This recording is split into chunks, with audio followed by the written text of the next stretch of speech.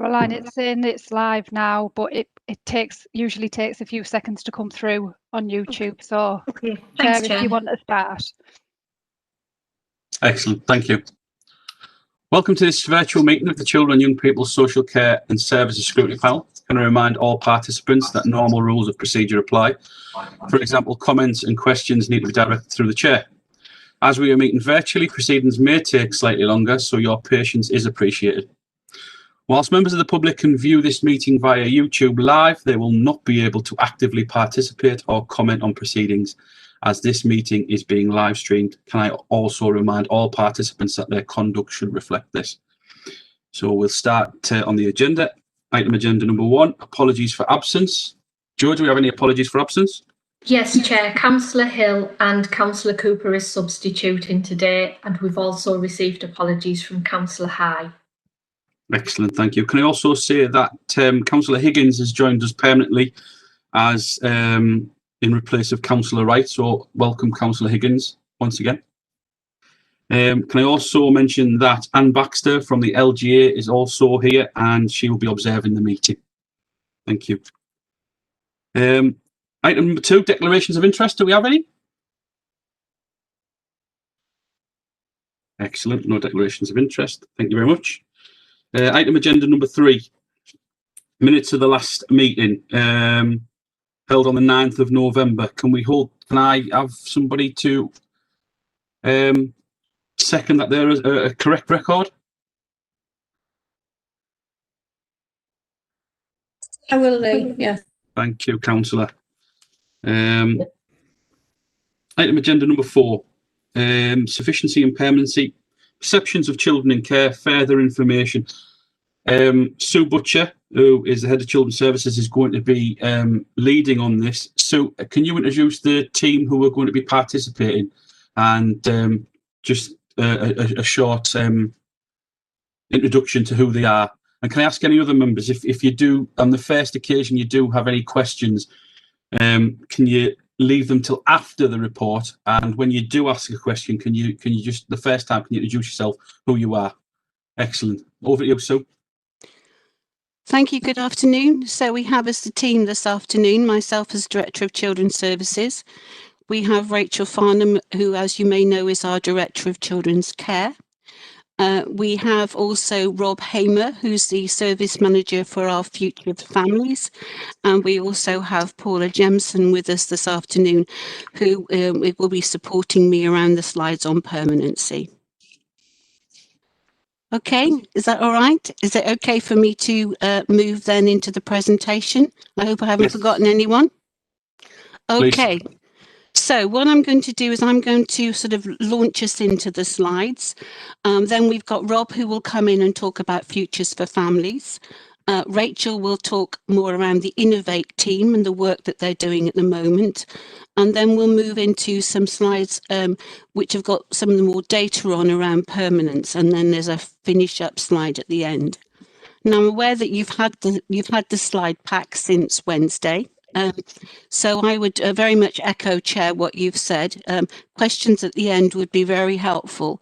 And also, if people want a lot more digging down into the detail of the data, as it were, we do have all of that information. We may not have it in front of us, but we can provide it if people would like it. And if people think after the meeting they would like that more detail, that's fine too. Thanks, Sue. Okay, right. So again, I don't make any apologies actually for putting up our mission statement, which I know that you've all seen before, but it's really important that we get it out. So Middlesbrough Children Matter. Middlesbrough's, you will see also that we have the council logo. It's important that we do. And our mission is to show Middlesbrough children that they matter. Thank you. So the next slide, please. Okay. Again, you will have had time to read this, I know, but it's just worth taking you through really children who come into our care and children who move on from our care. So we had 296 children had a new episode of becoming looked after. That could mean that they came in and out of care more than once, but 296 children had a new episode of becoming looked after. So on the left-hand side, you will see the big blob that says in. Now, this is an analysis of 12 months data, okay? And this is who became children looked after on the 31st of October. So if you think of the cohort, 10% became looked after for a second or subsequent time. So 10% of the children, which I think is, what would it be? 29, became looked after for a second or subsequent time. Why was that? Did we not do our work properly the first time round? Did circumstances change for that child? Did the child go home too early? What happened there? 67% had been subject to a child protection plan at some point before becoming looked after. So 33% had not. So does that mean that we weren't aware of the issues, that there were child protection issues, and we suddenly became aware of them? And why was that suddenly? So children have been subject to a child protection plan. So why didn't that child protection plan work? You know, was it about the children's circumstances that deteriorated badly? Family situations change. Sometimes they get better, but obviously sometimes they don't. So was the plan not a very good one? Was it a plan that was destined to fail because we didn't monitor it properly, we didn't carry it out, it wasn't smart enough? Then we've got 44.9 had multiple referrals prior to becoming looked after. So this is, I think we've talked again before about start again syndrome. So children were referred in, we closed the case. They're referred in, they closed the case. They're referred in. You'll remember from the inspection, which is actually a year ago now, which is an anniversary probably not to be celebrated, that we didn't recognise neglect and we were sort of topping up and the family was sort of okay enough, and then we closed it and maybe the family situation changed and deteriorated. So that sort of like start again syndrome. And then at the bottom of that left-hand side, 34% had early help intervention prior to becoming looked after. Now that's great. We tried to do preventative work. But 65.5% hadn't. So did we spot those children at the early help stage? Did we really try and work with them? Where were they? Did we notice them? Did they come to our attention? They didn't have that early help, which might have turned it around, you know. So just going to the middle one, the pink, 18%, that's 53 children who became looked after in the last 12 months are no longer in our care. Is that a big enough figure, 18%? 53 children out of 296. Perhaps you can see where some of our figures have been increasing or had been increasing. So 28.3% left on a special guardianship order, 32% on a child arrangement order. Remember, special guardianship orders are orders where children live with somebody who's not a birth parent, but who has parental responsibility for the child. 32% on the child arrangement order, 19% with planned and unplanned moved home. And some children reach 18, they're still in our care, and 1.9% were of that cohort. So they stop being in care, stop being looked after. Doesn't mean to say we don't do work with them as care leavers, but they come out of our care at 18. So then moving on to the blue column, 82%, that's 243 of our children who became looked after in the last 12 months remain in our care. So 243 of 296 that we've taken into our care remain in our care. And 75% are in short-term foster care. Should they still be in short-term foster care? Not all of them will have been in care for a year, but, you know, permanency, getting children to their forever homes. That's what we need to do. 0.4% are in long-term foster care. 17% are placed with parents or persons with parental responsibility on a care order. So why would children be looked after by their parents if they're at home with their parents? Why would they still be looked after by the local authority? And 5.8%, nearly 6%, are in residential homes or supported accommodation or indeed hostels. So that gives you an overview of the last year. Now, lots been going on in the last year, but, you know, in that year, we've had some pretty tricky times. So that gives you an overview up until the end of October of the children and young people that have been in the looked after cohort. So the next slide, Caroline, please. Right, so the next one is Future to Families. So I'm going to hand over to Rob, and he'll take you through an update of our Futures for Families service. Thank you, Sue. Good afternoon, everyone. Futures for Families went live at the beginning of September, and what we saw was we only worked with 14 young people from either edge of care or fragile placements. That's young people who were in foster placements. And then with regular inreach from the hub, we supported 3 young people who where their placements had broken down or whether it was still very fragile. Sorry, Rob, can you Yes? just explain what a fragile placement is? So there might be, so a fragile placement is a foster placement where the young person might be struggling, the foster carers might be struggling. So what we'll do is we'll offer either respite or we'll offer a short break to give that foster carer the support. The difference being from a normal respite of short break foster carers, during that period of time, we will actually do planned focus pieces of work with that young person, or they may come in on a Wednesday and a Thursday where the life coach, which is our clinical psychologist, is in the hub. And what they'll do is they'll start to form an informal therapeutic relationship with that member of staff so that they can get that support where they wouldn't have had that support previously. Thank you. So in September, we were working with low numbers from starting, but with support from heads of service and the directors. The word we managed to get out more to the social work teams. And during the course of October and November, we saw a quick increase in the young people we were working with. So that increased to 38 young people, and then regularly supporting 4 young people in the hub. What I would say is that myself and the manager for the hub review the 38 young people and the 39 young people on a very regular basis. And if we felt that they were coming, edging towards care quicker, then we would step in and offer that the family, the social worker, that respite in the hub. But at the moment, we're managing to support 38 young people on the edge of care and in fragile placements.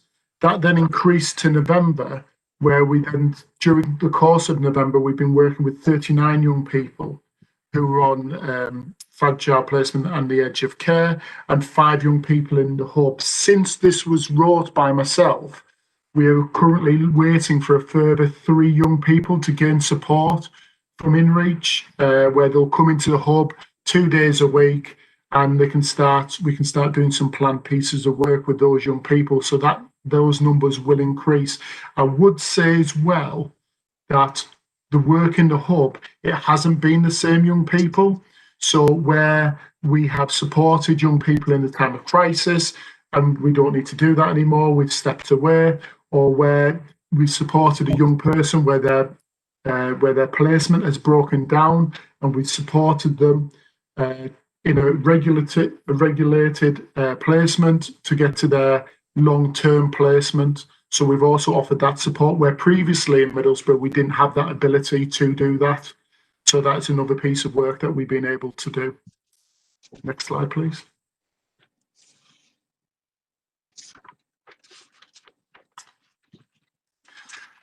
So in Middlesbrough, we've started using and adapting the approach to deep dives, which the Innovation Unit and North Yorkshire County Council devised. This looks at the child's journey and it brings the child's voice to life, where we share our aspirations for that young person, and also looking at, you know, what they might have said at that period of time in their life and what the people around them say. We've done this for 40 young people, and the outcomes of this has been shared with social work teams, the principal social worker, and also heads of service and the directors in the strategic board for Futures for Families. This has also helped us shape how the service works. So, for example, we really identified from doing early deep dives that a period of struggling transition for young people is where they go from a very small, nurturing primary school into a large secondary school. And at times we've seen placements and home lives break down at that point in time. So then what we've done is, instead of the service age range being 12 to 25, we brought it in at 11 to 25, so we can support those young people in year 6 with that transition from primary school to secondary school. And currently we work with a number of young people of that age. 75% of all young people accessing Futures for Family receive support, either direct or indirect, from the life coach. That's our clinical psychologist.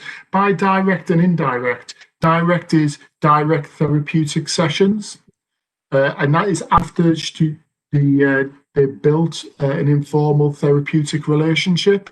Indirect is where the life coach is giving strategies to the workers surrounding that child, but also to the social workers, the school, so that everybody has a better understanding of what the child's needs are.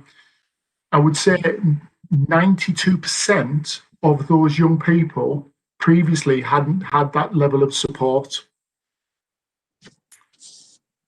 Finally, previously 32.5% of young people who we're currently working with have had an undiagnosed speech and language communication difficulty, and of that, 92% are male.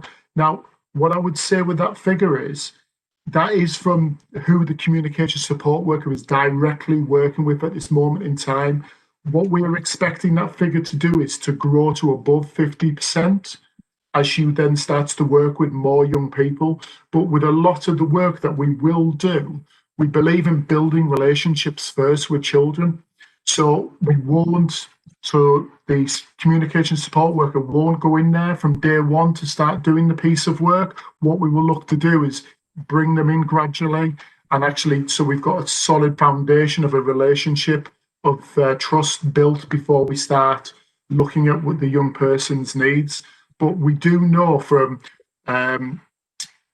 research that was done in Durham County Council, but also in North Yorkshire County Council, that this figure will probably go well above 50% of our young people who we will work with.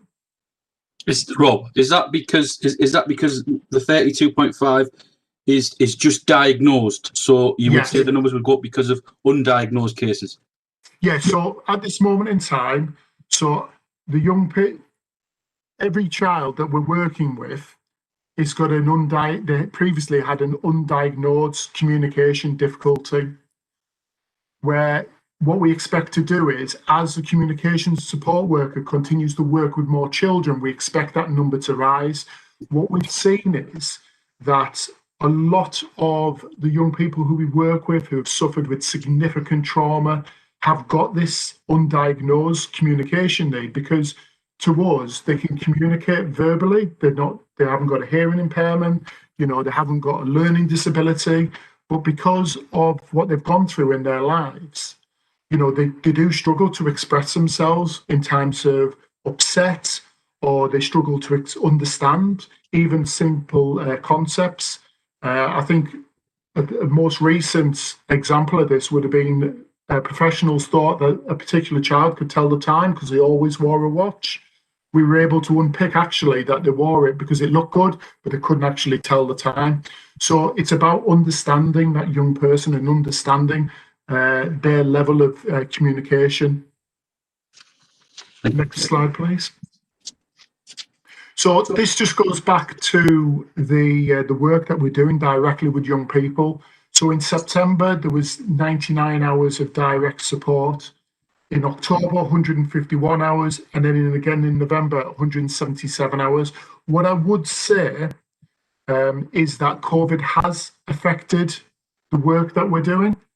And obviously, we've had a number of young people who have had to isolate from school. so we haven't been able to go and do support with them. And also we've had staff contacted through track and trace, and they haven't been able to do some pieces of work.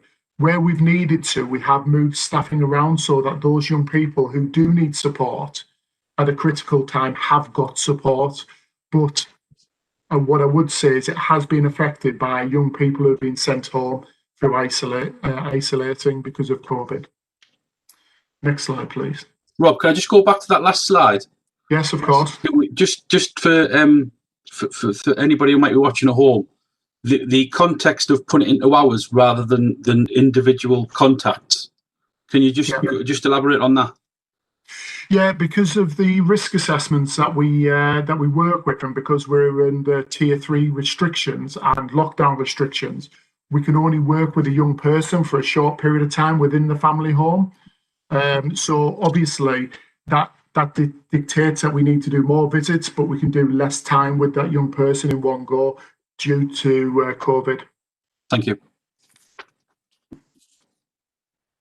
So this is a breakdown of the different types of work that we've done with young people over the first 3 months that we've been opened. As you can see, what we've done is the service is built on a foundation of relationships. So the vast majority of the time has been spent building that relationship. So as you can see, from September to November, the time spent building a relationship is reduced. And then where we can see where like independent skills, safeguarding, substance misuse, education, moving on or returning home, that's increased as we've built that relationship. I think the most key thing, especially at this really difficult time, is we've spent more time looking at the emotional and mental health, not just of the young person, but as the whole family, working in a whole family approach. You'll see that activities is very low. Now, you would see as we build relationships with young people that activities would reduce, but due to the nature of COVID and the restrictions around what activities we can do with young people, that's starting at a very low point where normally we would have seen that much higher up and we would have spent more time doing activities with young people. So in the past 12 months, there's been 11 young people who we've worked with. Previous to working with us, they had a total missings of 94. Due to targeted outreach, 100% of those young people have seen a reduction in their missing episodes. Some have seen between 50 and 100%. So where young people have been missing prior to working with Futures for Families, they're now not missing. And they've, during this period of time of working with us, and actually they're returning home, they're keeping in touch with carers and family members. And, that's a real positive. 36% have not had any missing episodes since receiving support from Futures for Families. So that's really good. And also, just so you're aware, not only have we been supporting young people who are in fragile foster placements and those young people who are on the edge of care, but we've also been supporting 9 young people to return to their families or connected carers foster placements from expensive residential placements. And those pieces of work continue and are having some great success to create permanence for children in their own communities and with their families. Sorry, just a minute, please. Hello. Hi. How you monitor these children? So what we do is we have. Thank you. Councillor, we're gonna take questions afterwards. Is that okay?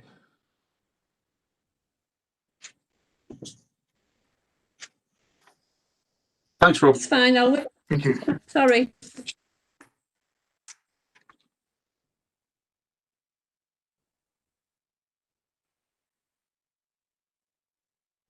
Do you want to continue, Rob? I think that's the last slide. Yeah. Right. Okay. Thank you. Sorry, Councillor. I thought we were going on. So, Councillor Dodds, do you want to ask that question? Chair, are we going into Chair, are we going to the end of the presentation, or are we just going to do it in sections? Well, I was thinking if this is if this is where Rob finishes, can Rob take questions, or do you want to go on? No, that's absolutely fine. Absolutely fine. Sorry, Councillor Dodds.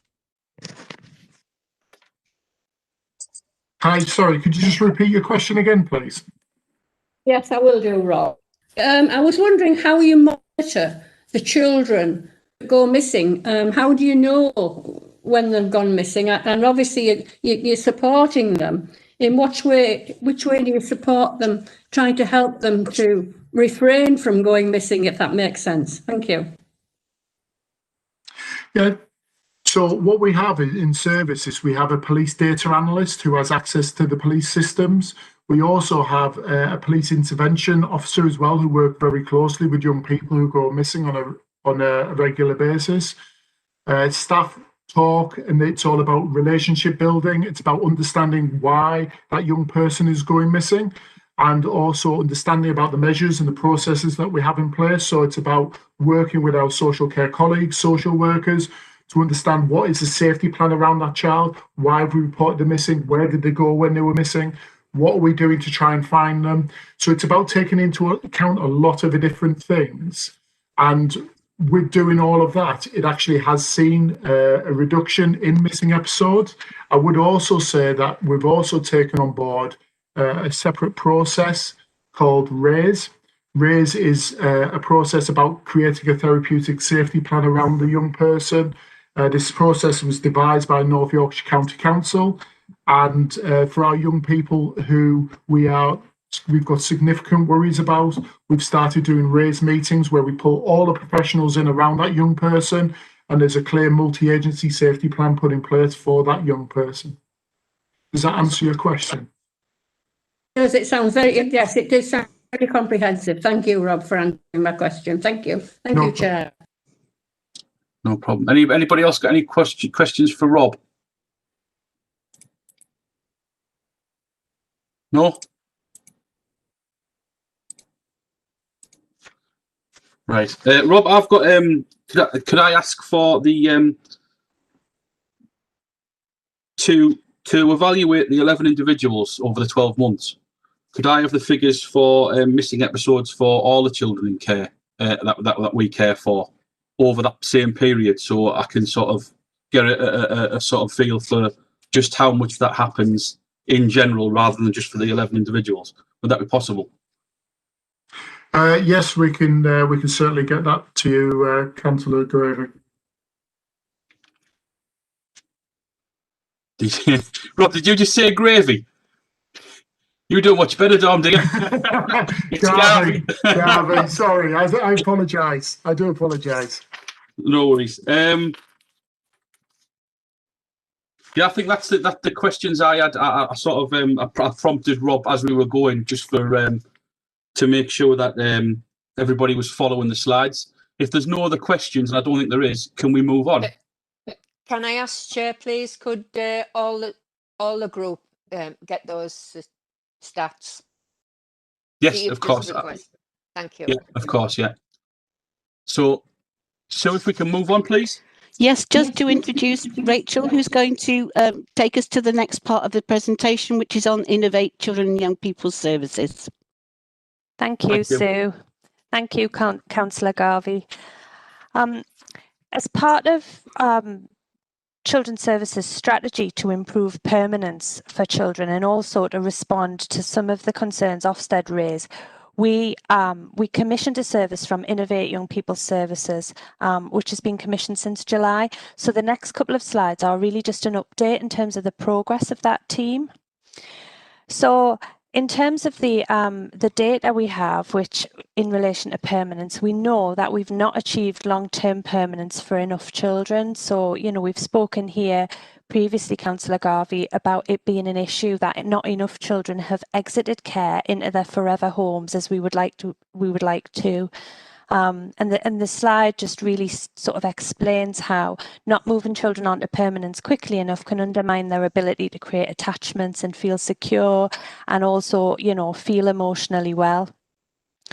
We also know from our data that we've got too many children placed on a care order at home. So they're officially looked after, but they remain at home with parents, and actually robust assessment and moving on to discharging those care orders has been an issue for Middlesbrough in the past. We know that from the data there were previously too many children in residential care and not enough children in Middlesbrough Council employed family foster placements. We know that was previously an issue, and we've made some significant improvements in that area as well. We know from the data that there was not enough special guardianship orders progressed, and that there was drift and delay in terms of progressing SGOs for children. And we also know that not enough children were being adopted, and for those being adopted, we weren't doing that in a timely way as possible. It's important to mention that COVID had an impact in relation to adoption more recently, but previously Middlesbrough has had an issue in terms of the timeliness there. Next slide, please. So as I've said, as part of the strategy to improve permanence and respond to some of Ofsted's concerns, we've commissioned some additional capacity from Innovate Children and Young People Service. We commissioned the additional capacity, which is a social work team, in July 2020 to provide a team of social workers to progress 90 children. The aim of that intervention really was taking into account what Ofsted said the issues were, what our data was telling us about needing to progress children to permanence. The aim of commissioning that service was to improve permanence, achieve placement stability, and support children out of residential placements back into family life. And therefore, the most important reason for that is to improve outcomes for children and also reduce Middlesbrough's children looked after population. And so the team have worked with 4 cohorts of children in terms of really pushing on to progress to permanence. So those children who are in external residential placements where they need to come back into a family placement, where that is the most appropriate plan. Working with children who are placed at home with parents, where we needed to go back to court and discharge the care order. For children living with connected foster carers, where we needed to progress them to permanence through an SGO. And linking into some of the work Rob's described just before, work with children who are in foster placements which we would deem as fragile, i.e. we need to do quite a bit of work to prevent breakdown in a future move. So that was about really working with the children and the foster carers to support and prevent placement breakdown. So this slide, although it's going to be testing my new reading glasses here in terms of the numbers on the slide, but this slide really gives some update in terms of some of the numbers. So we can see that that the Innovate team caseload was 90 children. And from the caseload, so I'll start at the top left, they have worked with 19 children in external residential care. A lot of those children were placed in placements length and breadth of the country. We had a young woman who was placed in Scotland. We've got children placed in Lancashire, children placed in Cumbria, and really a full review of their assessments and care plans were required. Now, following the assessments, we identified that 17 of the 19 children could move into a more appropriate placement. And sorry, Rachel, just so I understand that the 17 from 19, can you give an example of the 2 that weren't? Okay. So the 2 children that were assessed as not being appropriate to move were girls who happen to be girls. It's not necessarily relevant that they were girls, but children who were in year 11 at school. And so it was felt that if we moved their placement at this point, given COVID and given all of the uncertainty prior to the GCSEs, that would just not be appropriate. So we discounted the 2 children, and we'll go back to those 2 girls and think about their move on plan after they've done their GCSEs. So of the 17 children we assessed as suitable for a move, we've already moved 3 on. 3 children have moved back to foster placements. 3 children have been supported to rehabilitate back home to parents. And all 6 so the 3 in foster care and the 3 going back home are back closer to the Middlesbrough area. Further 3 have moving dates scheduled, and the other 8 are expected to move by the end of the year. So this slide was produced probably about 3 weeks ago. So we have updates in respect of the other 8 children who've moved as well. That's been really, really positive. I mean, aside from the fact that children were placed in external residential placements, and we wouldn't want that to be a long-term plan for any child other than in exceptional circumstances. They've moved on to family settings and they've moved closer to home. And actually, that has actually had quite a significant cost benefit to Middlesbrough in terms of reducing the cost on external residential placements, whilst also securing a better outcome for those children. And we've had really positive feedback in respect of, you know, how those children are doing. So that is the external residential care cohort.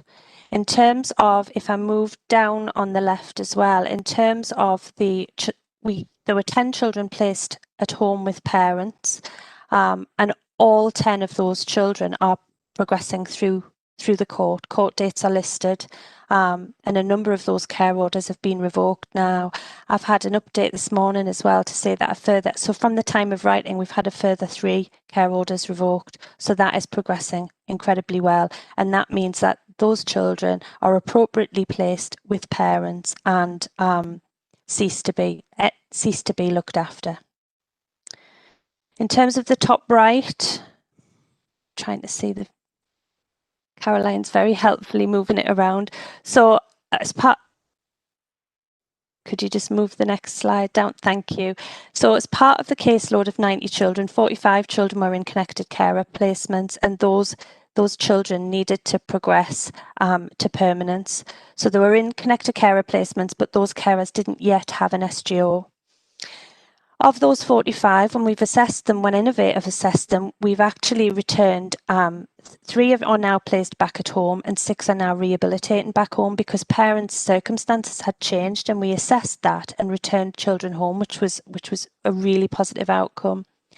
At the time of writing this slide, 22 are actively moving down the SGO pathway. We have court dates listed for a lot of them, and others are awaiting court dates.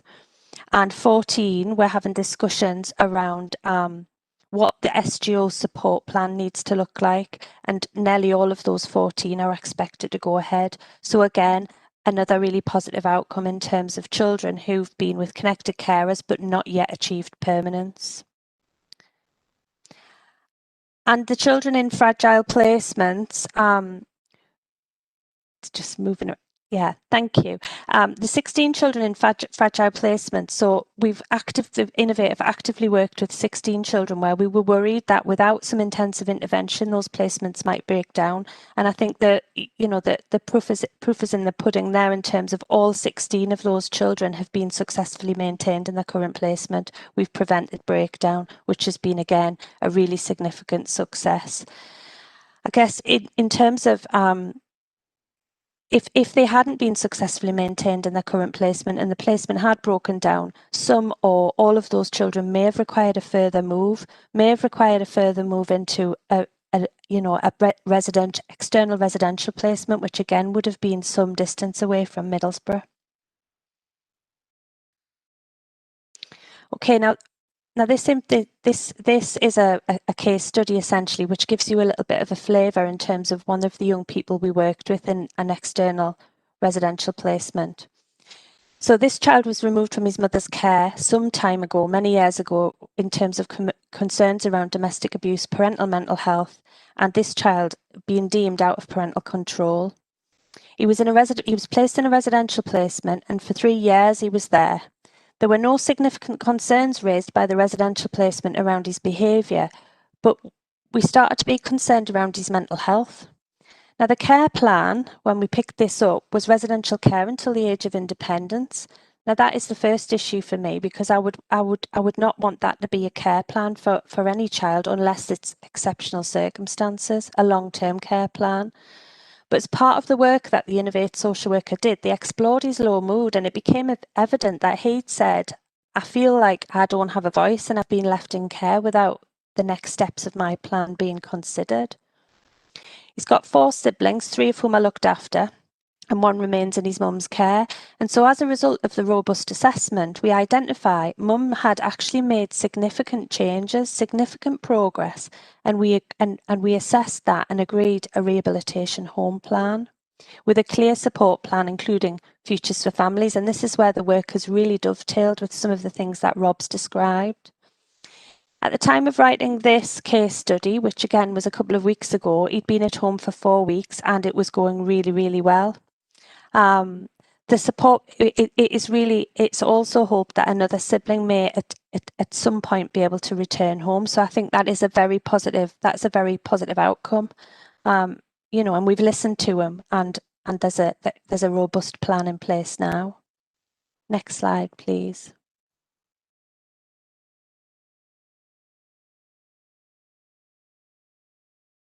Okay, another case study, just again to give you a flavour. So these children have been in mother's care since the initial hearing in court, and a care order was made keeping them at home. The care order paperwork, we're in the process of pulling together the care order paperwork, which is going to legal panel. And actually our assessments have been able to evidence real positive achievements in terms of mum's ability to safeguard and sustain going forward. The records evidence that actually the plan was to discharge these care orders since the summer of 2019, but that drifted. The current assessments are identifying that we need to do some short-term interventions to support mum's capacity to protect, do some education work, some safety planning work, to keep the children safe from harm. And we're also, life story work was also outstanding, and that work's now been undertaken by Innovate.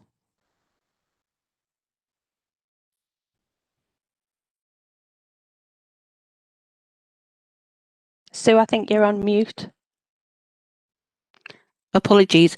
Councillor Garvey, do you want opportunity for members to ask Rachel questions before we move on? No, I think we'll just move on. I will say is going to this next slide is I've got it in front of me in colour as well, and I really had difficulty following the information on that slide. So if we can be overly descriptive when it comes to this slide, that'd be brilliant. But Okay. we'll save questions for the end. Yeah. Okay. Good then that you had the presentation beforehand. So possible green shoots. Rachel talked a lot about the work of Innovate. Rob's talked about the work of Futures for Families. So we think there are green shoots. Yeah. It's a year since the inspection. A lot of work has gone into building blocks for practice, but we think now that there are some green shoots coming. And just going through these then, 30% of our children in care are with connected carer placements. That's family and friends placements. And they're subject to a care order. So more children in our care are looked after by a family or a friend than in any other placement type. So we needed to look at that. So in total, we had 167 children who stopped being looked after in the last 12 months, of which half came from a connected carers placement, a family and friends placement. So that means we're better at moving children onto permanence by a special guardianship or return home when children are with connected carers than with any other placement type. So if a child's with an in-house foster carer or an external foster carer or residential, we're not as good as moving them home as we are if they're with connected carers. So for the last 3 months, there have been more connected carers placements ceased compared to those that have started. So 31 connected carers have started to 33 that have ceased. And forecasting shows a decline in connected carers based on a 3-month average. Now, that might not sound very much, but we've turned a curve there, or we're beginning to turn the curve there. 31 connected carers started and 33 have ceased, so we're -2. Now, for ages, that's been going up and up and up. And we think it's due to, well, partly due to a throughput of children in our care. and a reduction in demand. It's also due to a shift in care planning, because we were criticised for an over-reliance on family placements, and sometimes those family placements weren't that good. And we think that there are other placements that better meet the children's needs. So what you can see on the graph then is you can see the actual number of children looked after. And then you can see the 3-month average and what we think is the 6-month average, the 12-month average, and then 24 and 36 months. So it's a projection over time. Paula, do you want to come in and say anything there about permanence? I think I'll just probably be repeating what you've said already, Sue, but I think the fact that in the last 3 months, the fact that we have ceased more connected carers placements than we have started indicates that we are starting to get better at permanence planning. And if that trend continues, then our numbers will reduce as per the green line at the bottom. When we look further back, that progress was slower. So if we consider the trend over the last 12 months, you'll see that as the yellow dotted line. So if we look more at the progress that we've made in the last 3 months, if we continue along that trend, then our numbers will continue to reduce. So just to say that a bit more, if you look at the progress we've made at the last 3 months, and we continue to make that progress, we'll follow the dotted green line down. If we look at our average over the last 6 months, when our practice hasn't improved so much, we'll keep going up on that purple line. Does that make some sense? Does that help, Councillor Garvey? Yeah, yeah, yeah, and see where it's going. And see where you're going with the graph now. Thank you. Next slide. Okay, so again, some possible green shoots, and that's placement with parents. So that's children, again, who are subject to a care order, so they're looked after, but they're living with a parent. And placements with parents should always be seen as short-term and temporary, but we weren't doing that. So we had more placement with parents in Middlesbrough than all of our comparators, all of our comparator local authorities. And this is due to poor practice, mainly because the courts didn't have confidence in us. So the courts thought that the children should be at home, yeah, with parents, but they didn't actually feel that we would remain working with that family and working with that family positively. So the court thought, we'll have a care order, then they have got to stay with that family. They have got to keep oversight of that family, because they didn't actually trust that we would. So you can see that there's a legacy of poor practice, and the courts have actually said, we don't trust you. And our relationship with the court is beginning to improve, but that in itself is a big thing to turn around. So at the end of October, we had 87 children in placement with parents, and that had increased by 20% in the last 12 months, by 13% in the last 6 months, and by minus 1% in the last 3 months. So you can see that our increase in the number of placement with parents has actually stopped increasing, and it's starting to go down. So for the first time ever, data reports that more children ceased to be looked after from this cohort of children than started to be looked after. So there's been 12 new placement with parents, not great, but 16 children in such placements have stopped being looked after. So 12 in, 16 out. So for this placement, these placement with parents placements, again, you can see that there's some green shoots happening here. So with the graph, you've got an actual children looked after total, that's the blue line. So you can see the 3 months average. So if we keep going, as we've been going over the last 3 months, we'll have the dotted, is it light green line, going downwards. So if we keep on, that's the way we're heading. So you can see if we keep on in the way we've been going over the last 6 months, not so great, because we know that there was less of an increase, but there was in fact an increase, then we would be going up the purple line. So that's the difference between those two figures. If we do what we've done over the last 3 months, and we can hold our nerves and do it and improve practice, that's the way we'll go. Yeah? Then the next slide. And this one is around green shoots again, external residential and fostering. So we have 177 children in-house fostering placements, and that's been a concerted effort to make best use of all our capacity. I don't think we've been rigorous enough in saying to foster carers, okay, foster carer, could you take another child, and we could support you to take another child. We've got mechanisms by which we can do that, called exceptions and variations. So we can make an exception. Have we really said to a foster carer, yeah, your approval is okay, 5 to 10, but could we, if we do an exception, could you take an 11-year-old? Could you take a 5-year-old? Just looking at how we can use our cohort of carers better. We're not talking about putting, 7 children in one household just because they've got 6 bedrooms. We're not looking at that. We're just looking at making sure we're making the best use of the resources we've got. So we've got 154 independent fostering agency placements as well. But there's been a drop in external residential placements, and you've heard about that, minus 4%, and an increase in fostering placements. So that's a good balance. So we've got Future for Families working to support foster placements, and I won't go through all of that again.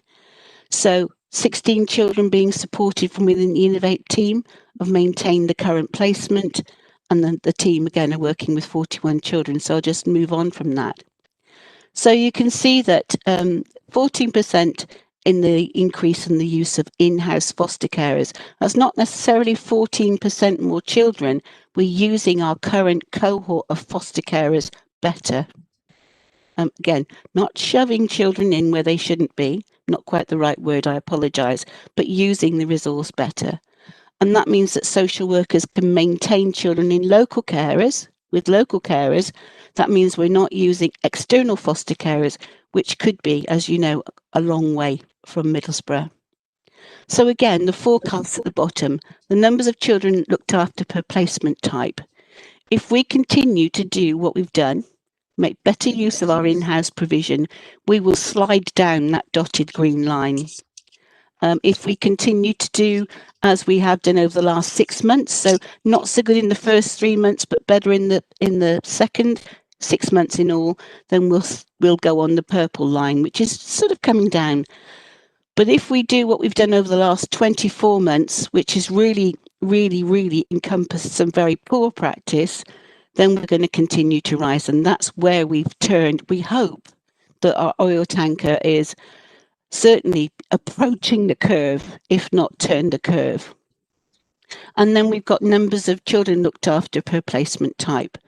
So we've got the actual number of children looked after, and again, very similar, using more foster placements. It's the other way up this time. If we continue to use more foster placements, look at the number of external placements that we won't have to use. I'm just going to ask Paula if she'd like to add anything onto the last couple of slides. I think I wanted to draw councillors' attention to the fact that we've also embedded and made stronger the PMG process.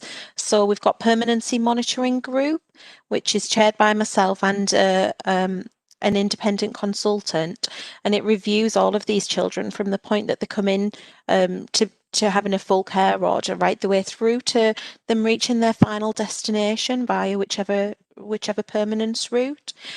So social workers and team managers present cases and we ensure that they're tracked appropriately, and there's the senior management oversight to make sure that there isn't the delay, and that children are receiving permanence in an appropriate timescale.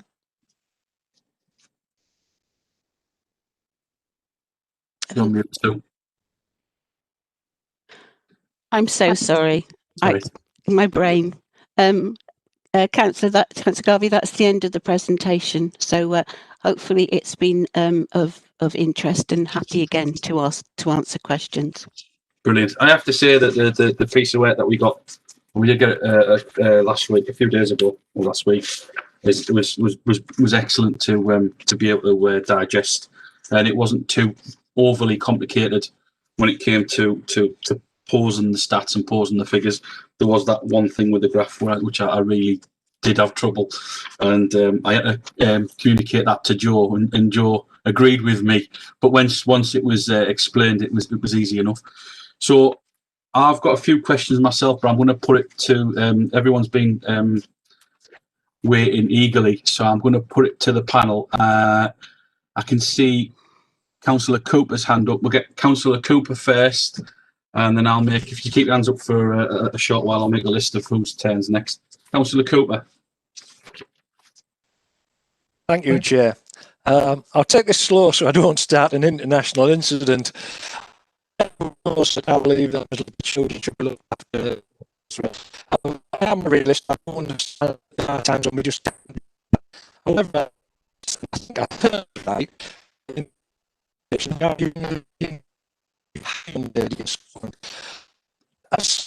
someone Parliament to legislation in South I ended up with in the country. Could somebody clarify that for me, please? Rachel, over to you. Yes, Councillor Cooper, I understand this young woman was placed in Scotland due to the availability of placements at that time in the emergency when she needed to be placed. But you're right, it's different childcare legislation. So when we place a child in Scotland, which happens very rarely, to be honest, we actually have to instruct a barrister in Scotland to make an application for the necessary changes in terms of to enable a Scottish home to look after her. I think there's a process where actually we have to go and make an application to a sheriff's court. It's quite straightforward. It doesn't sound straightforward. It is quite straightforward, but you do have to make that application so that you can actually bridge that kind of difference in the legislation. She's back in Teesside now though, so that's as a result of the work that we've done. So you'll be pleased to know she's back in Teesside now. Thank you, and rest well tonight then. Thanks, Rachel. Councillor Cook. I've got three, so cycle back to me if that's okay, Chair. On the early slides, it was mentioned about the number of referrals that it took. What was the average number of referrals before it was eventually sort of taken on, if that's possible to know? I think we can certainly get you that information, Councillor Cook. I know that I don't have it in my head, or Rachel, but we can certainly get you that information. Thank you. Thanks, Chris. Can we make sure that if the council's asked for information, that it comes to us, and then we'll circulate to everybody, just in case we miss one specific piece of information the council has asked for. I'd rather have the information asked for in the meeting all put together and sent to the panel as a whole. Is that okay? Councillor Walker.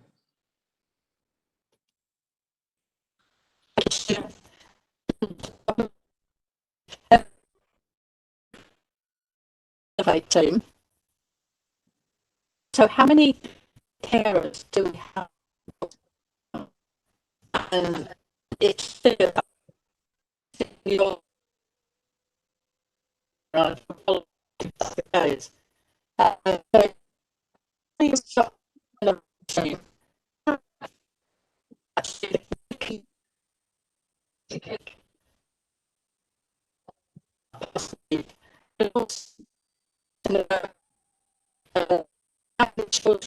are actually still elsewhere.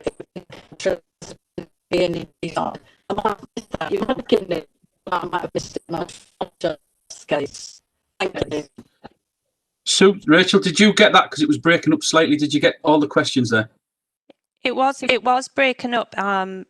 So I'll see if I can answer. Councillor Walker, you asked about how many children are placed with connected carers currently. Yeah. We have 211 children placed with connected carers. Now that's not 211 connected carers, because there may be sibling groups placed with those connected carers, but we have 211 at the moment. In terms of the second question, it did break up a little bit. Yeah.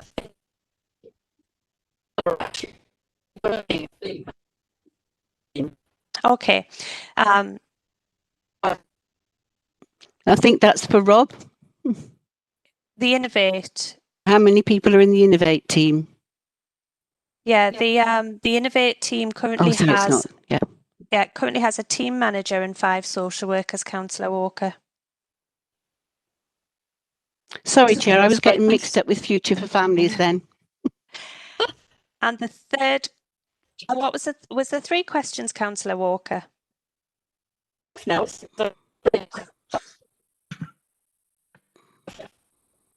Jeanette, Yeah, if sorry, we'll come back. If you remember, we'll come back. Through you, I've made a note of the question Councillor Walker asked. Yeah. How many children were still placed elsewhere across the country and not in Teesside? Thanks, Joe. That's something which I don't have at hand now, so I couldn't give you the exact numbers, Councillor Walker, but I certainly can get that to be circulated after the meeting. Thank you. Thanks, Councillor Walker. Councillor Udin.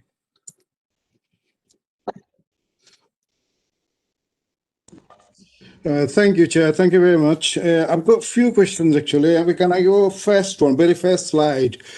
Sue's one. Sue did the first one, yeah? When you mentioned 67% the children are subject to child protection, that's quite high number, isn't it? I mean, compared, obviously, that's from 296. 67, very high number, yeah? Why they, I mean, you asked the question as well at the same time when you're giving this update. And why, you know, until then, when they came into the care, then again, what's the sources? How did they come to care? Is it the school, or is it parents, or is it the neighbors, or is it the nurseries? Where do you get them? How do you get them? So 33% hadn't been subject to a child protection plan, yeah? So my point was really, should they have been subject to a child protection plan? Did we not do the work properly at children in need level? How they came into care could be straight from home to into care, but actually that's not a great thing to do. We should have been doing a lot more preventative work. I think the fact that 67% had been on a child protection plan prior to becoming looked after, in my view, that should be higher. Right. Yeah, because we should be doing the work at the child protection plan stage. You know, we should be working with children at sort of the lowest possible level. Level's not quite the right word, but we should be picking things up at early help. Yeah. We should be picking things up at child in need, child protection, you know, and really becoming looked after should be the absolute, in my view, last resort. You know, if children cannot live safely at home with their parents, that's the criteria at which that they should come into our care. I think we've probably not been rigorous enough with that, which maybe is why we've got so many children looked after, although the number is coming down. It is really turned a corner. But, you know, for me, a child, you know, coming into care without having a child protection plan, yes, it happens, but should it? Right, okay, thank you. Yeah, thanks. The next one as well for you, that was you mentioned short term, obviously short term, long term, and the respites and so on. Short term, what sort of period you would say short term? Few weeks, few months, a year? Short term.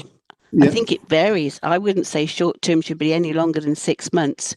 My colleagues might disagree. Don't know, Paula, would you disagree with that? So when a child becomes looked after, it would be expected that by the 4-month looked after review, so 4 months from the point that they come into care, that there would be a plan of permanence for them that would be ratified by the independent reviewing officer and progressed from that point. The maximum care proceedings timescale is 26 weeks, and there's an expectation that that care proceedings are concluded within that timescale also, if that helps.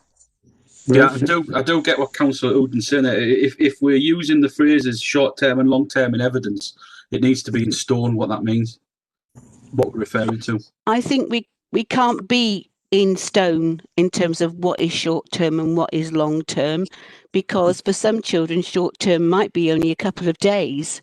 It could be, but I would say that on average, or in social work terms, or with social work planning, 6 months would be about what short term is. But so you would agree an upper limit? Yeah, but I Should we don't. agree?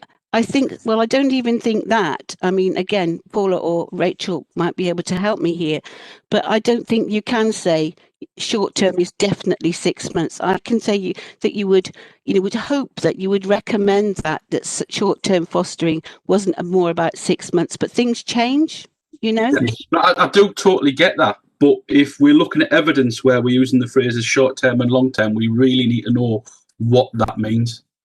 Well, I think what it means is that we would prefer short term and if we're working properly and well, that it would be around 6 months.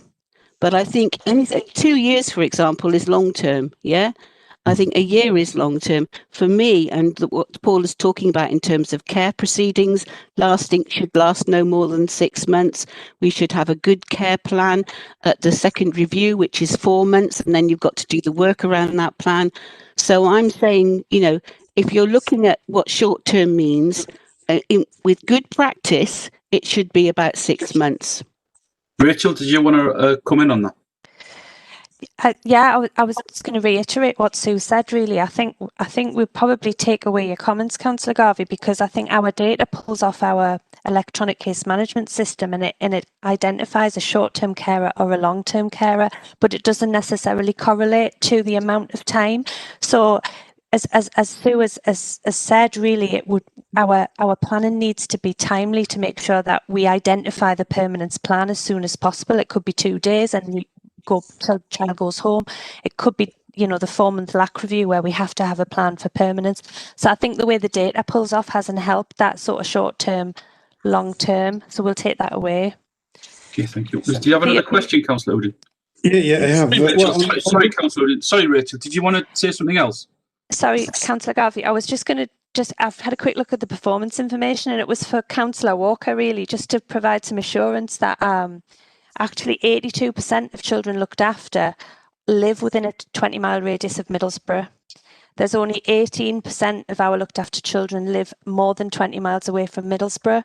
And that could be that some of those children may be, some distance away, but that was just to provide some assurance. I didn't have it at hand, but I've had a quick look at the information. Thanks for coming back on that. Councillor Oden? Yeah, on this short-term one, can I just, obviously clarify some couple of things? Short-term, obviously, some of these children, when they're subject to care order, and obviously we're looking for placement, then I think all of a sudden, if the family comes family to family, do we do them like sort of family assessment, all together, or do we wait for one family to be done, then give them, sort of look at further ones for anybody else before they go into foster care or before they go into sort of long care? We certainly shouldn't do it in a linear way. We certainly should be looking at family members who can come forward, who might be able to care for these children and do them, because some families, unfortunately, you can rule out quite quickly, Sure. But so we shouldn't be doing it in a linear way. And indeed, if we do, that does mean that care proceedings can take a longer time. Sure. And sometimes when families have come, as it were, out of the woodwork at the very last minute, that again can add a considerable amount of time onto care proceedings. I think more that what happens, some of what has happened here is that a child needs to be looked after, and we find a family person who can look after them, but that might only really be very short term, and actually sometimes we leave children there too long, so we probably need to be a little bit braver and for some of our children to come into foster care and then assess family members, rather than sometimes putting them with family members who it's, a very stressful experience. So I think there's a lot that we can learn from, children should be with family, yes, but not if, we've made some, I think, decisions around connected carers where actually connected carers don't have the room to keep them long term, for example. Yeah. So we have to be really careful about that. We have to be much more careful about that. It was my view. Sure. Yeah. Thank you. Yeah. On Rachel's presentation, I've got this. It's not a question. It's a comment I'd like to make. Is that okay? Yes, please. Yeah, Rachel, when you mentioned these 19 external placement, it became obviously the 17 came internal, then came into our own placement. This is something I think that's absolutely brilliant. I mean, we can see obviously that you're working so hard, whole team, and I think I'm saying it because I've raised this issue before, 4 years ago, I remember, because we used to have, I think, about 54 people external, and each of placement cost us, I think, over 100 grand, 100,000, 110,000 even, external placement.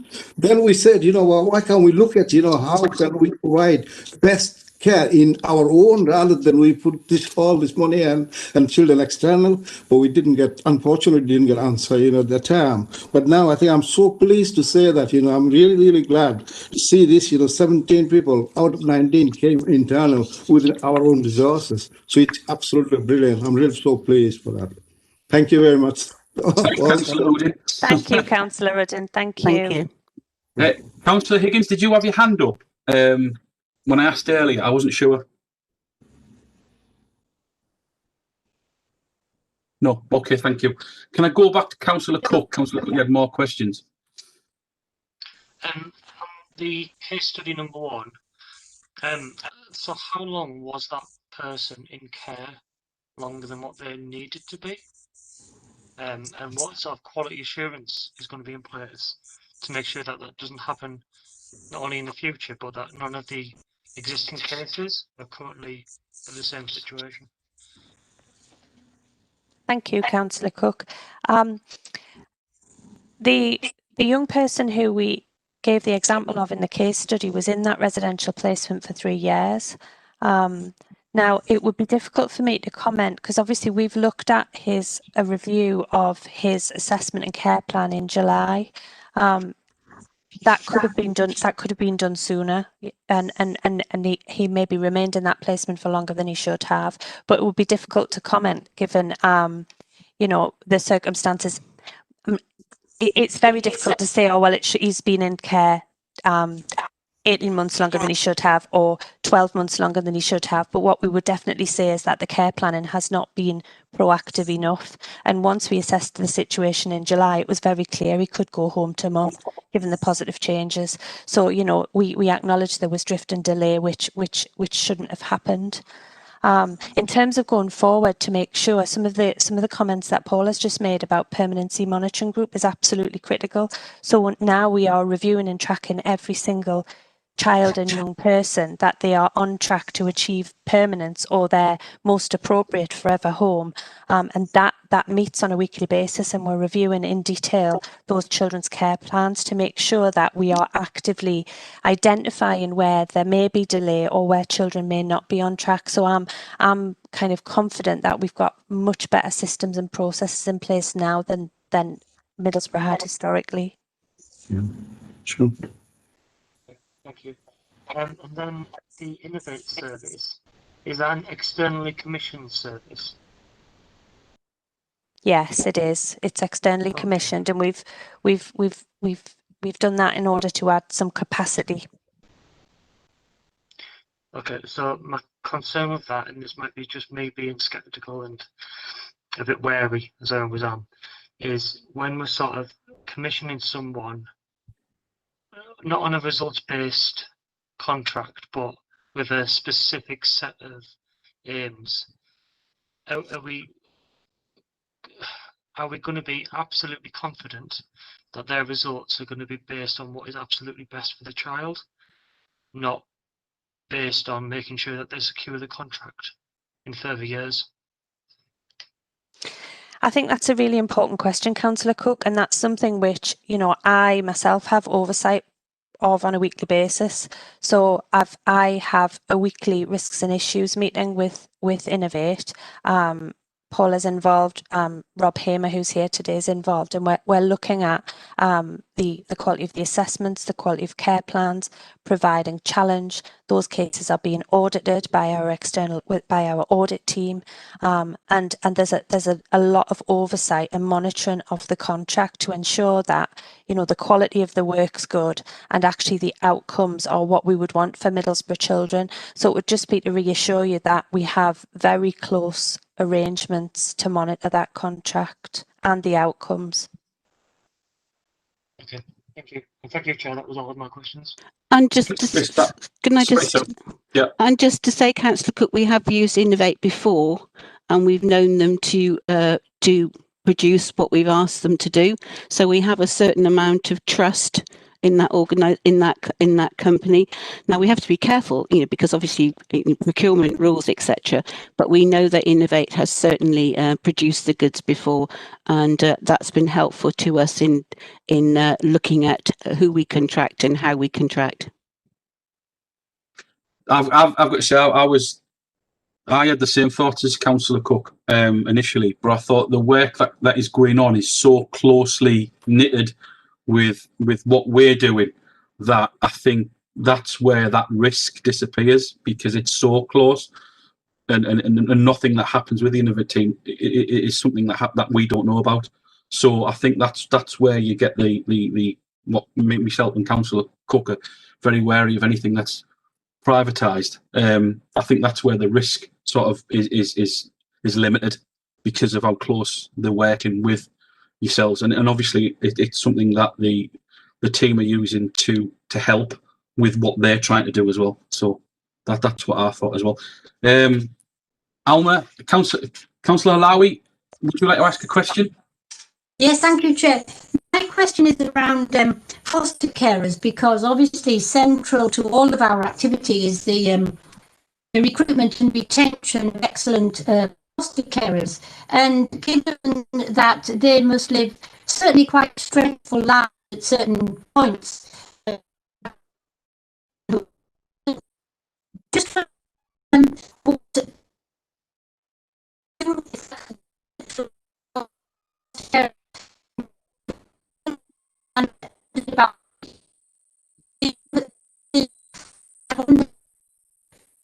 direct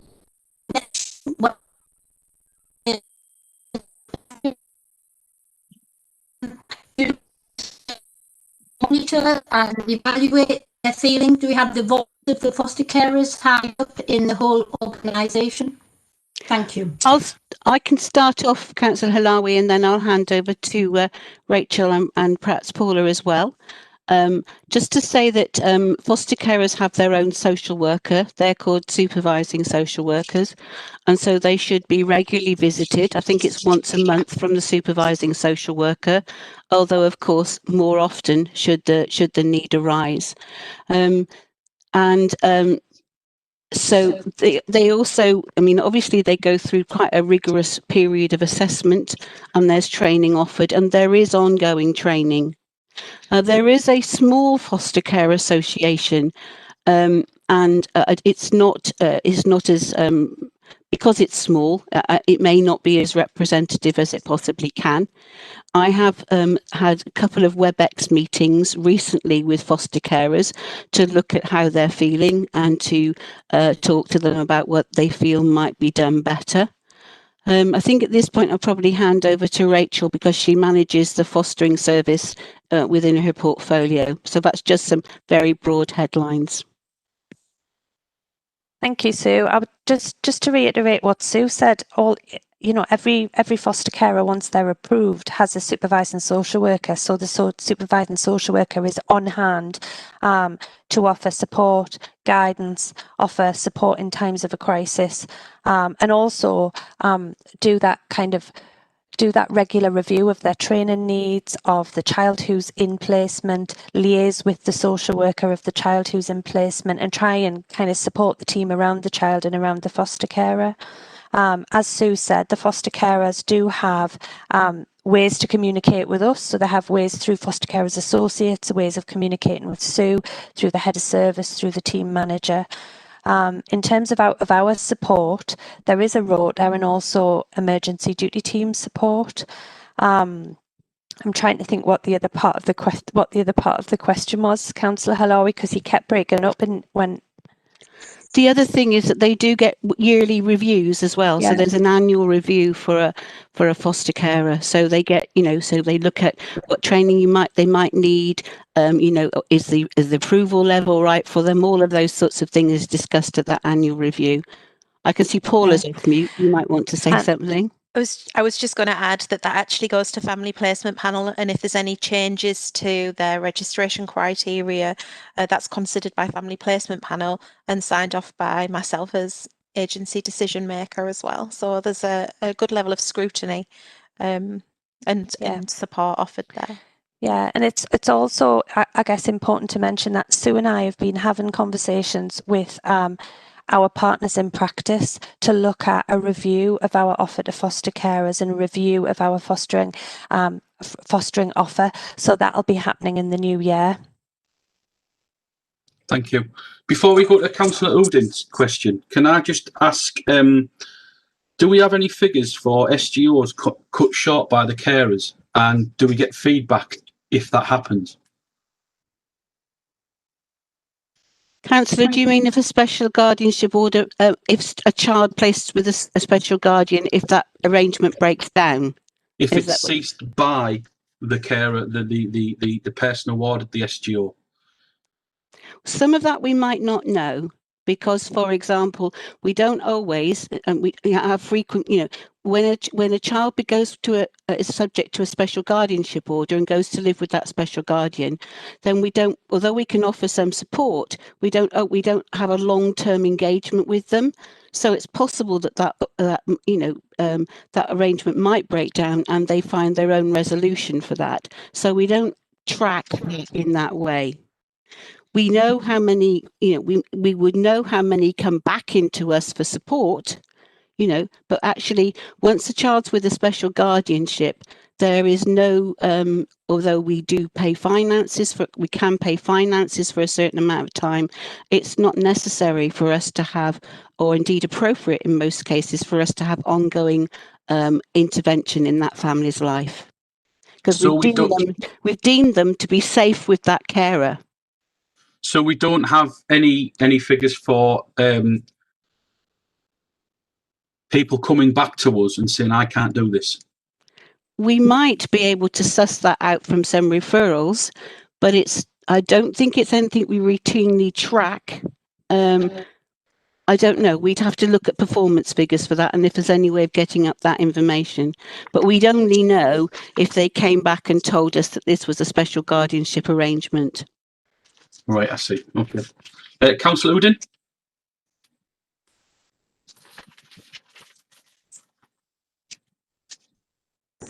Yeah, apologies. Thanks, Chair. Yeah, with this guardianship thing, can I just mention, with the special guardianship, when the parents want to contact with the children, does it cause a bit of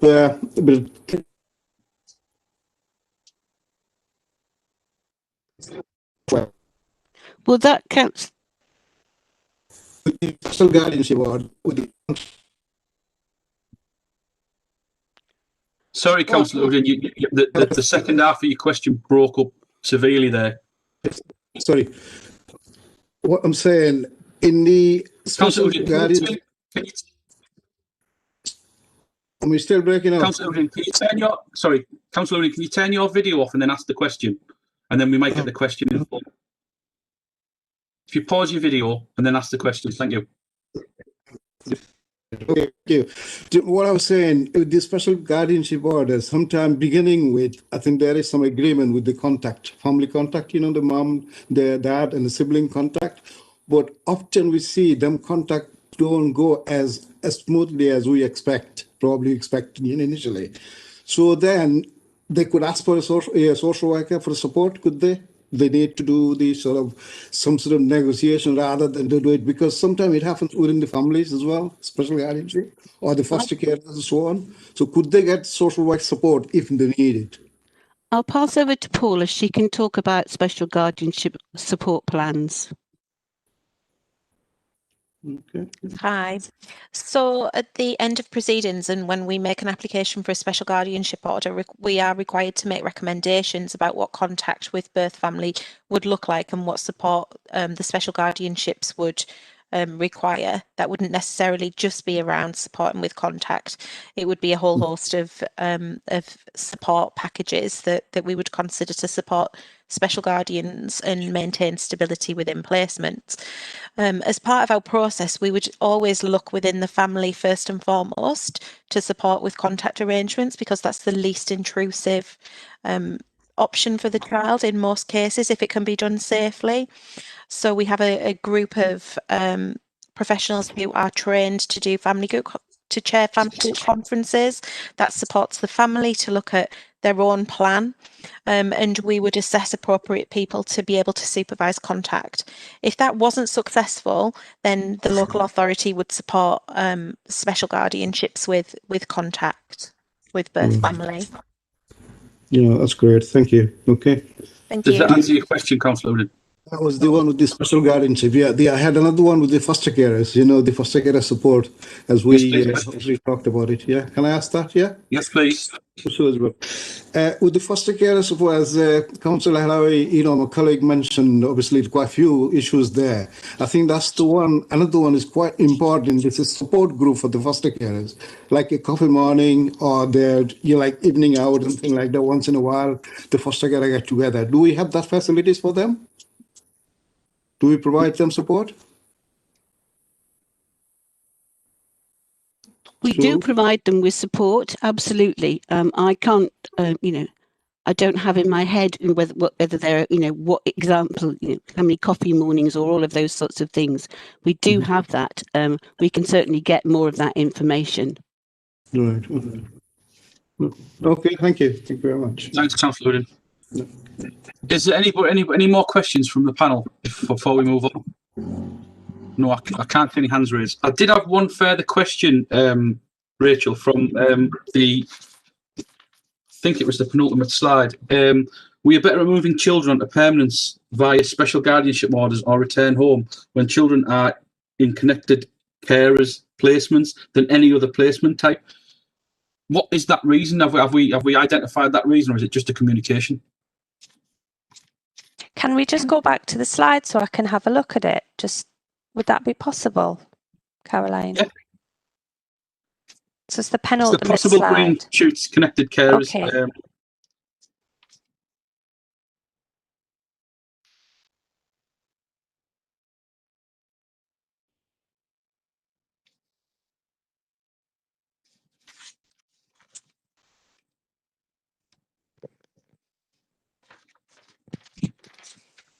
So, Councillor Garvey, it is on the last bullet point. Is that what you're referring to? All right. Okay. So it's the third bullet point. Yes, it's the third one. We are better at moving children to permanence. So, just the reason for that. Have we fingered the reason for that? We have, based on the data that we've looked at, there's been an awful lot of work gone on to look at our previous trends in terms of various cohorts of children who are looked after and understand, try and forecast what that might look like if we don't do anything or if we actually continue the progress that we've made. And we've found from looking at the data in the last 12 months that actually we've been better at progressing children to special guardianships than other cohorts of children who've progressed to permanence. So, for example, we've had more children move on to permanence through special guardianship order or return home than, for example, children who are in external residential placements or children who have moved on into long-term foster care or children who've moved on to adoption. So actually, despite the fact we know there have been issues of drift and delay with children who need a special guardianship order, we've been better with them than other cohorts of children, if that makes sense. Yeah. Thank you very much. And if there's no further questions, we'll move on.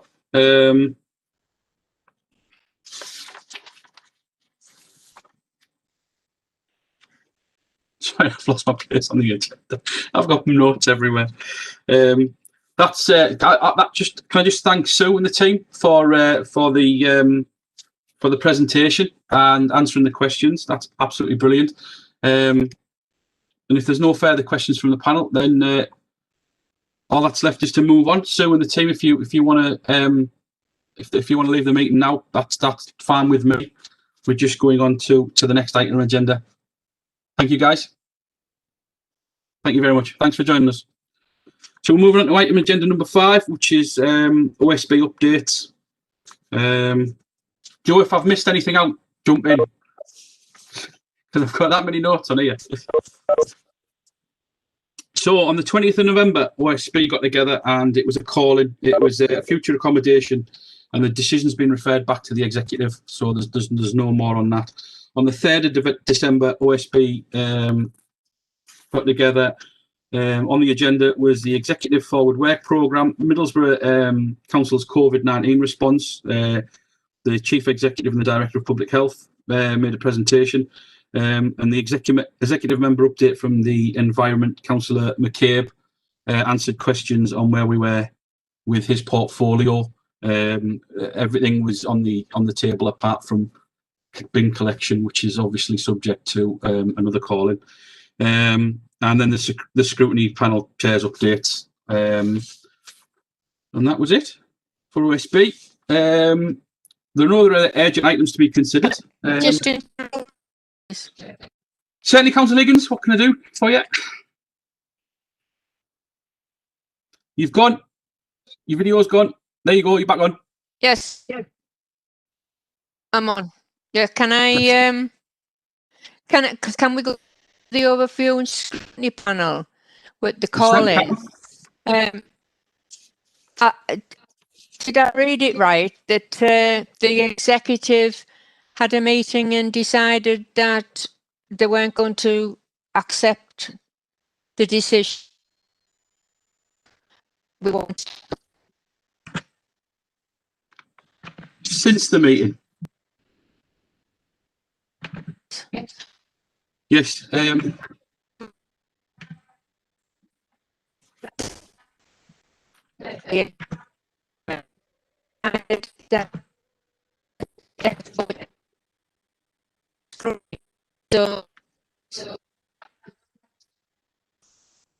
So was that the mayor? Was that the statement the mayor had made? I think it was the mayor that had made that decision. Joe, can I bring you in?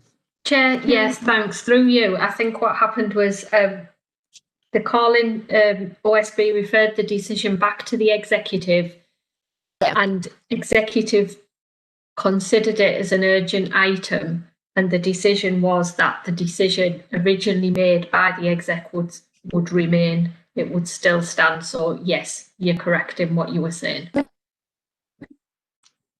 Thank you. I was disappointed that it was so quick after the actual meeting, because it was only 2 days later. I was a bit concerned. This I'm as chair of this committee, I was just given an update on what had gone on through OSB, which is within what I need to do. So yeah. So yeah, I know. Sorry, Chair. I know it's not. I'm not going to discuss that issue. Councillor Walker. Yeah, I just want we from Joe we got the terms of reference. Are we going to discuss them or we're not? That was for information, that Councillor Walker. Oh, that's all it is. Okay. Is there a comment you want to make on it? No. Got it. That's all. Hey ho. Thank you very much. Excellent, Councillor. Information only. Actually, I did want to make a comment. So for the terms of reference, yeah. I'm just wondering on the final point where we talk about the prejudice. Is it sort of worth thinking about the different times when that could occur? So, for instance, if the council was to bring to planning, for instance, a new children's home or a new children's facility, would we then make representation, or you as chair make representation, to ensure that prejudice was not occurring against any children in care, or to at least give a view? Which is I've got to say, Councillor Cook, I'm on planning, and believe me, the chair of this committee does make sure that happens, and it has happened once this year. Sort of maybe considering all those different places where actually decisions could be made based on prejudice. That is actually, that is actually a good idea. Joe, can you make a note of that? And I think we'll discuss it further for. Thank you, Councillor Walker. Good point. Back to Councillor Walker. I thought I was getting to the. We thought we were getting to the end of the meeting. Councillor Walker. Yeah, fooled you. Right. Okay. Actually, I quite agree with Councillor Cook's point on that, because there have been in the past where the council just wanted to actually turn a home into a residential property available to house, look after children who are going through care, who need to be going through care at the time, and that has, through neighbourhoods, blasted it. So we don't want them on our step. What sort of things that's happened in the past. So it would be ideal if this panel has a representation to make sure that that perception of children is actually challenged when it actually happens. I think we should do that as a body, as an individual, but as a body of people to say, no, that is not how it should be viewed. So I think those sort of objections should be basically binned. Okay. Do you think we should look back on decisions, not sort of look back on decisions that may have been to be used as an example to put our point across? There is, yes, there are a couple, yes. So I think it would be worth having a little look about what was from the past, and I know that it has happened, especially where there was a special children. There was a place near me, actually, where people had decided that they didn't want it there. Luckily, it still went ahead, but it should never have been challenged in that regard. Can you bring that outside of the meeting? Can you bring that to my attention? That specific incident to my attention, so I can have a look at it. Will do. Thank you. It's actually a brilliant idea. Councillor Lowy? Yes, please. I'll just put my video off. I think that should happen as well in collaboration potentially with the Corporate Parenting Board, because we could add strength to any such arguments by having all of our voices heard more widely than just this scrutiny panel. So it'd be good if we could work together on any such future occurrences. Thank you. Right. Anyone else before I bring the meeting to a close? Excellent. Right. Right, that's it then. Thank you very much for joining us. There are no other urgent items. There definitely aren't. No, there definitely aren't. Two definitely. The next meeting is Monday, the 18th of January, 2021. So 2021 is slightly better than 2020, and that's at 4 p.m. And that leaves me to wish you all a good night and a Merry Christmas, as I won't see many of you from now till then. Thank you very much, guys, and good night. Yes, thank you very much. It's been a Thank you. I've enjoyed it. Bye, everybody. Bye. Oh, can you stay on for me? Thanks, everyone. Thank you. Good night.